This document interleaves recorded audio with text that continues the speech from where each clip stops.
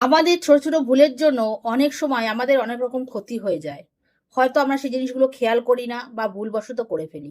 দেখুন, ভুল করেও এই ধরনের ফুল দিয়ে কখনো ভগবানের সেবা দেবেন না।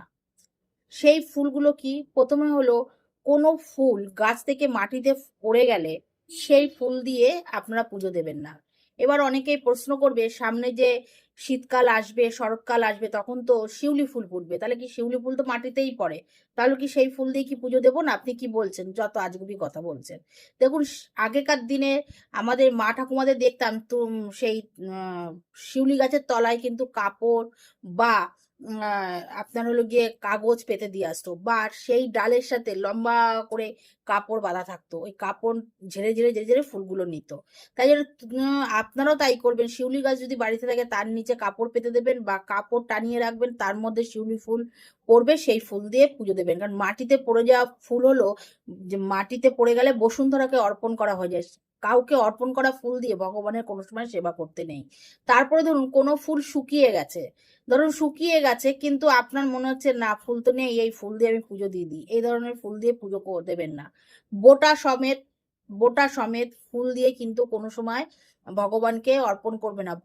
বোটাটাকে ভেঙে তারপরে কিন্তু অর্পণ করবেন। ফুল অনেক সময় মনে হয় যে কোথা দিয়ে না কোথা থেকে আসছে, বেশিরভাগ মানুষ বাজার দিয়ে কিনে নিয়ে আসে।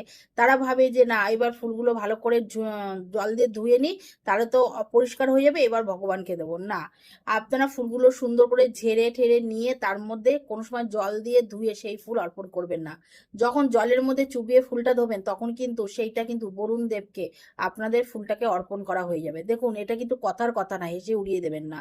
সেই ফুলটা আপনি কি করতে পারেন? গঙ্গা জল ছিটিয়ে দিতে পারেন। গঙ্গা জল ছিটিয়ে পবিত্র করে তারপরে আপনি কিন্তু ভগবানের শ্রীচরণে অর্পণ করতে পারেন।